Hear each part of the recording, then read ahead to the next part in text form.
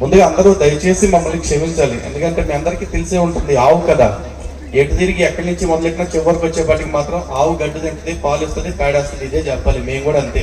ఎటు పోయి ఎటు వచ్చినా మళ్ళీ బైబిలే చెప్పాలి, యేసు గురించి చెప్పాలి, మత మార్పిడి గురించే చెప్పాల్సి వస్తుంది. ఎక్కడికి పోయినా మాకు చివరికి రాముడు ఉన్న చోట కూడా ఇదే చెప్పాల్సి వస్తుంది. శాంతం పాపం ఏమనుకోవద్దు, అందరూ కూడా తప్పదు. ఇక్కడ ఒక మాట చెప్పాలండి. మనకి ఇప్పుడు దాకా కళ్యాణం చూసాం కాబట్టి కళ్యాణం గురించి మాట్లాడుతూనే ముందుకు వెళ్తాను. మీలో ఎంతమంది రామాయణం తెలుసు అంటే చేయొద్దుతారు చెప్పండి. చాలా మందికి తెలుసు కదా. రామాయణంలో మీకు నచ్చిన అత్యంత ధైర్యవంతమైన పాత్ర ఎవరిది? అందరికంటే ఎక్కువ ధైర్యవంతులు కదా. అందరూ చెప్పే పేరు రాముడు, హనుమంతుడు, ఇదే పేరు చెప్తారు. కానీ నాకు అత్యంత ధైర్యంగా కనిపించే పాత్ర ఎవరు అంటే మా సీతమ్మ తల్లి. గట్స్.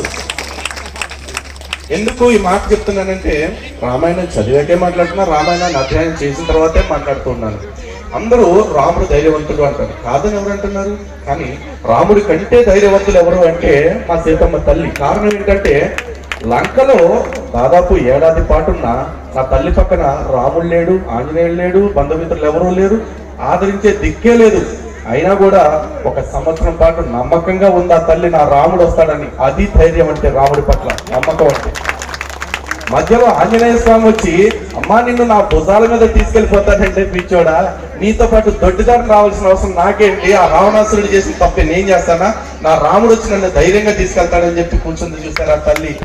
ఏం చెప్పాలి ఆ తల్లి ధైర్యం గురించి? మామూలుగా మనం అందరం అనగానే సీత అనగానే సినిమాల్లో అంజలిదేవి గారిని, నయనతార గారిని చూసినట్టు నోట్లో కుక్కలు కుక్కుని అట్లా ఏడుస్తూ ఉంటారు అనుకుంటాం. లేదండి, ప్రశ్నించే టైం వచ్చినప్పుడు, అడగాల్సిన సందర్భం వచ్చినప్పుడు సాక్షాత్తు రామచంద్రుని కూడా సీతమ్మ తల్లి చొక్కా పట్టుకుని నిలదీసింది. ఎక్కడా కాంప్రమైజ్ అవ్వాలా. అడిగే సందర్భం వచ్చినప్పుడు రాముని నువ్వేంది ఇంత నపుంసకుల్లా మాట్లాడుతున్నావు అని కూడా అంది. అంటే ఆ తల్లికి అడిగే టైం వచ్చినప్పుడు ఎంత ధైర్యంగా అడిగింది. సినిమాల్లో ఏడ్చినట్టు గొడ్డలు కుక్కుని ఏడవటాలు ఇదే కాదమ్మ. సీతమ్మ పాత్రలాగా ప్రతి భారతీయ స్త్రీ కూడా ఉండాలి. ఆ ధైర్యం మీ అందరిలో నిండాలి. లేకపోతే ప్రతి ఒక్కళ్ళ దగ్గరికి కూడా ఆడవాళ్ళని టార్గెట్ చేసుకుని ఒకడు సంఖలో సంచేసుకుని చేతిలో నల్లట్ల పుస్తకం పట్టుకుని వచ్చేస్తాడు. ఇంకోటి రొమాంటిక్ గా సెంట్ కొట్టుకుని లవ్ జిహాదులు చేయడానికి వస్తాడు. ఎందుకంటే తేరగా దొరికింది భారతీయ ఆడవాళ్ళే అన్నట్టు అనుకుంటున్నారు ప్రతి యదవ కూడా. అలాంటి యదవల నుంచి మన స్త్రీమూర్తుల్ని కాపాడుకోవాలి అంటే మగాళ్ళందరూ కట్టులు పట్టుకుని తిరగటం కాదు, ఆడవాళ్ళు సీతమ్మ తల్లిలాగా బ్రతకటం నేర్చుకోవాలి.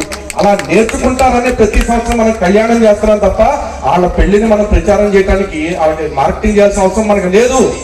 ఎందుకంటే మనం చెప్పినా చెప్పకుండా, ఒప్పునా ఒప్పుకోకపోయినా కూడా వాళ్ళు లోకానికి ఆదర్శ దంపతులే. ఆ ఆదర్శ దంపతుల ఆదర్శాలు ఏమిటని మనం తెలుసుకుని మనం ఆచరిస్తామని ప్రతి సంవత్సరం ఇలా పెద్దలు జరిపిస్తా ఉన్నారు. ఈ రోజు అలాంటి వేడుకకి నన్ను పిలిచి నాకు మాట్లాడే అవకాశం ఇచ్చిన మా గురుదేవులందరికీ కూడా నేను ఒకసారి శిరస్సు వంచి నమస్కారాలు తెలియజేసుకుంటున్నాను.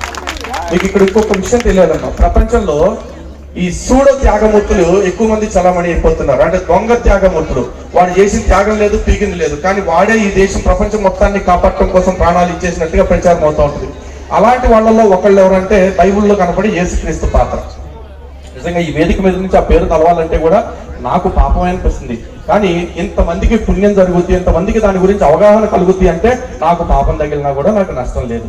నేను ఆ పాపాన్ని భరించడానికి కూడా సిద్ధంగా ఉన్నాను. ఓకే, ఇక్కడ త్యాగమూర్తుల గురించి ఒకసారి మాట్లాడుకుందాం. యేసుక్రీస్తు ప్రపంచంలో ఉన్న జనులందరి ప్రాణాల కోసం, పాపాల కోసం ప్రాణాలు త్యాగం చేశాడని వీళ్ళందరూ లబ్బున ప్రచారం చేస్తూ ఉంటారు. ఆయన ఏమి త్యాగం చేయలేదండి. ఆ చచ్చిపోయే ముందు కూడా బతిమాలుకున్నాడు ఆ నాన్ని. నానా నన్ను కాపాడు, నీ చిత్తమైతే ఈ గిన్నెని, అంటే ఈ సావు నాకు రాకుండా చూడు అని బతిమాలాడు. చివరి నిమిషంలో కూడా ఏలి లామా సబక్తాని అన్నాడు. అంటే నా దేవా నా చెయ్యి ఎలా విడిచేసావు, నన్ను ఎందుకు హ్యాండ్ ఇచ్చేసావు, వీళ్ళు నన్ను చంపేస్తున్నారు, నన్ను కాపాడతావా లేదా అని అడిగాడు. అడిగితే కూడా నాన్న పట్టించుకోలే. కానీ అప్పుడు దాకా తండ్రి అని చెప్పినాడు. అక్కడికి వచ్చేప్పటికి దేవా అని బతిమాలుకున్నాడు. అంటే ఏమో లాస్ట్ నిమిషంలో నన్ను చెప్పకపోతే ఇక నన్ను అసలు బతికినప్పుడు మా దేవుడు అని చెప్పేసి ఆయనకు కూడా తెలిసిపోయింది. ఎందుకంటే వాళ్ళ నానంతా సైకోని ఆయనకు తెలుసు కాబట్టి. కానీ ఇక్కడ ఒక్కసారి రామాయణంలో సీతారాముల త్యాగం గురించి ఎప్పుడైనా మనం మాట్లాడుకుంటామా? ఎందుకంటే రాముడు సీతమ్మ తల్లి తిరిగి రాముల వారి దగ్గరికి వచ్చిన తర్వాత రాముల వారు సీతమ్మని అగ్ని ప్రవేశం చేయించారని చెప్పి ఒక ప్రచారం ఉంది బయట. నిజానికి రాముల వారు అగ్ని ప్రవేశం చేయించలేదు. సీతమ్మ తల్లి స్వయంగా, అంటే ఆలకలాగా నేను చస్తానా బతుకుతానా అని ఆలోచించి, ఎట్టగొట్ట నేను కాపాడటానికి ఎవడొకడు వస్తాడులే అని ఆలోచించి ఆవిడ అగ్నిలో దూకల. చాలా నా రాముడే లేనప్పుడు నాకు బతికేందుకు అని చెప్పేసి ఆవిడ అగ్నిలో దూకారు. కానీ వాళ్ళ నాన్నకలాగా ఈ దేవుడు అడిగినట్టు నాన్న నన్ను కాపాడంటే అగ్నిదేవుడు రాలా. సీతమ్మ తల్లి పాతివ్రత్యాన్ని క్యారెక్టర్ ని చూసి అగ్నిదేవుడు వచ్చేసి భద్రంగా తీసుకొచ్చి రాములు వారి చేతిలో పెట్టారు. అది సీతమ్మ తల్లి యొక్క గొప్పతనం. ఇక్కడ సీతమ్మ తల్లి గొప్పతనం చూసుకుంటున్నాం, మరి రాముడి గొప్పతనం గురించి మాట్లాడతామా? రాముడి గొప్పతనం కూడా ఇక్కడే మాట్లాడాలి. ఎందుకంటే రాముడు చేసిన అన్నిటికంటే గొప్ప త్యాగం. ఎందుకంటే సీత అంటే ఎవరో అనుకుంటారు, కాదు, రాముడి ప్రాణం సీత. ఆ ప్రాణాన్ని విడిచిపెట్టేస్తానికి సిద్ధపడిన వాడు రాముడు. ఎందుకంటే సీతమ్మ తల్లి రాముడు ప్రాణం అయితే ధర్మం ఆయనకి ప్రాణం కంటే ఎక్కువ. అంత గొప్పవాడు మన రామచంద్రమూర్తి. వీళ్ళు చేసిన త్యాగాల గురించి మనం కదా చెప్పుకోవాలి. ఎవడో అడ్డమైనోడు వచ్చి పుస్తకాలు పట్టుకుని వాడు చెప్తుంటే వాళ్ళు చేసిన త్యాగం అని చెప్పేసి ఆ విదేశీయుల యొక్క విష సంస్కృతిని మనం బుర్రకెక్కించుకుని మనం ఎన్ని గొప్ప గొప్ప ఆచారాలు మిస్ అయిపోతున్నామో చూడండి. మనం ఇవన్నీ మానేసి మన వాళ్ళు మతం మారిపోయి ఎండిపోయిన ఎడారులాగా ముఖాలను మార్చుకుంటున్నారు, బొట్లు కట్లు మార్చేసుకుని.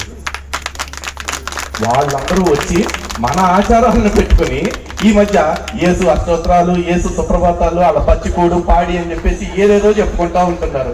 చివరికి మన ఆచారాలు లేకపోతే వాళ్ళకి బతుకే లేదు అని చెప్పేసి వాళ్ళకి అర్థమైంది. కానీ వాస్తవం ఏంటంటే వాళ్ళందరికీ కూడా మనలాగా ఇంత కళగా ఇంత వైభవంగా వేడుకలు పండుగలు చేసుకోవటానికి వీలు పడక వాళ్ళందరూ కూడా మన పద్ధతులను అవలంబించడం మొదలు పెడుతున్నారు.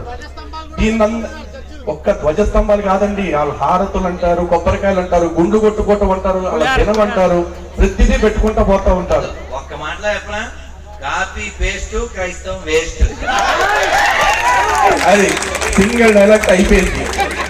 Only once perfect. సో ఇప్పటికైనా అర్థం చేసుకుంటాం, మమ్మల్ని మాయ చేయడానికి వస్తానే తప్ప వీళ్ళందరూ కలి ప్రభావాన్న కలి పురుషుడికి పుట్టిన అక్రమ సంతానాలే ఈ మతాలన్నీ కూడా. ఈ కలిని ఎదుర్కోవాలి అంటే మనకి ఎప్పటికైనా సరే మన రామచంద్రుడు మాత్రమే దిక్కు. ఈ మధ్య ఒక మిత్రుడు అడిగారు, అన్నగారు మీరు అన్ని బాగుంటాయి కానీ హిందూ సంఘాలు చేసే వాటిలో నాకు ఒక్కటి నచ్చట్లేదండి, మీరు జై శ్రీరామ్ అంటారు కదా, జై సీతారాం అంటే ఇంకా బాగుంటుందండి అని చెప్పేసి అన్నారు. అరే పిచ్చోళ్ళారా, జై శ్రీరామ్ అంటున్నాము అంటే నా స్త్రీలో ఉన్నదే సీతమ్మ తల్లి. జై సీతారాం అంటున్నామంటే ఇక్కడ సీతమ్మ తల్లి నా పేరు చెప్పాలని ఆశపడలా. రాముడి కంటే ముందు ఆంజనేయ స్వామి రాముడితో పాటు నా పేరు తలవాలని ఆయన కూడా ఆశపడలా. వాళ్ళిద్దరూ కోరుకుంది ఒకటే, ఈ లోకంలో సృష్టి అంతరించిపోయేదాకా కూడా రామనామం నిలబడాలని మాత్రమే అనుకున్నారు. ఆ రామనామం మనకి ఇప్పుడు ఎంత ప్రేరణ ఇస్తుందంటే చివరికి సీతమ్మ తల్లిని అన్వేషించడానికి వెళ్ళిన వానరముఖంతా కూడా జై శ్రీరామ్ నినాదంతోనే వెళ్ళారు. అలాగే ఈ రోజు మనమందరం హిందూ రాజ్యాన్ని స్థాపించుకోవడానికి ముందుకు వెళ్తున్నాం కాబట్టి ఆ జై శ్రీరామ్ నినాదంతోనే బ్రతకాలి.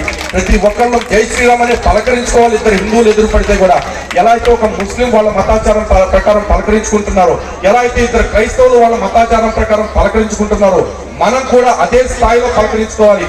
దానికి మనకి సంప్రదాయాలతో పని లేదు, ఎవ్వరు ఆచారాలతో పని లేదు. ఒకటే విధానం, ఒకటే నినాదం, జై శ్రీరామ్, జై శ్రీరామ్, జై శ్రీరామ్, భారత్ మాతా కీ, భారత్ మాతా కీ, భారత్ మాతా కీ. ఇది మాత్రమే మనకు రక్ష, మన దేశానికి రక్ష, మన ధర్మానికి రక్ష. జై శ్రీరామ్.